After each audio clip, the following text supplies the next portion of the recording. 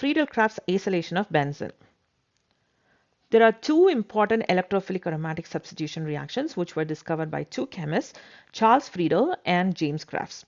One is Friedel-Crafts acylation, which places an acyl group. Here is the acyl group. And the other one is Friedel-Crafts alkylation, which places an alkyl group. In this video, we'll only talk about Friedel-Crafts acylation. For Friedel-Crafts acylation, we need to have an acylating agent. What could be the acylating agent? The acylating agent could be either acid chloride or it could be acid anhydride.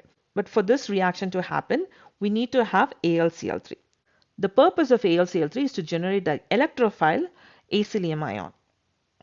Here are two examples of Friedel-Crafts acylation. In both of these, you can see that there is an acyl group attached to the benzene structure.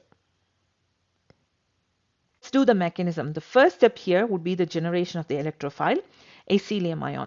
For the generation of the acylium ion, we can either take acid chloride or we can take acid anhydride, but we are going to do here with acid chloride. Chlorine is going to donate its lone pair of electrons to form a bond with Al. So this part right here can be converted into a good leaving group.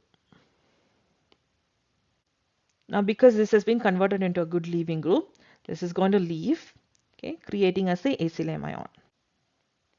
The acylium ion can also have another resonance contributor where these electrons are going to come in. So the carbon and oxygen can have a triple bond. Once the electrophile has been generated, it will now react with a benzene molecule. The standard mechanism where it follows two steps. One is the formation of carbocation, and in the next step, the proton will be abstracted to restore the aromaticity. So this is going to go and make a nucleophilic attack on this electrophilic carbon.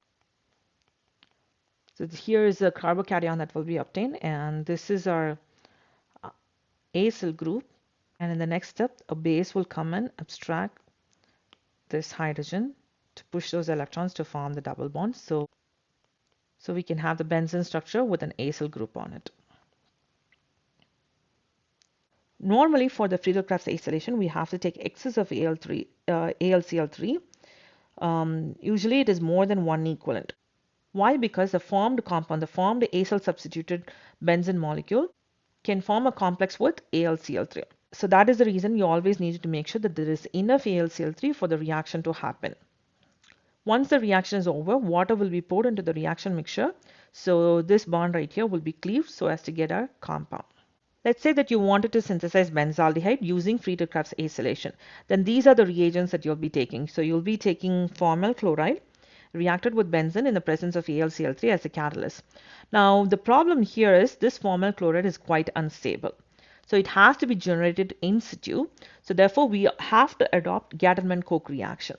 The Gattermann-Koch reaction uses a high pressure mixture of carbon monoxide NHCl, and this will generate formyl chloride that is going to be generated in the same reaction vessel as you will be conducting the acyl substitution.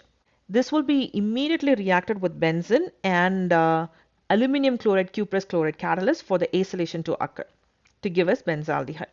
So if you want to create benzaldehyde, then definitely Friedel-Crafts reaction will not be possible. With Friedel-Crafts reaction, it will not be possible. You have to offer Gattermann-Koch reaction.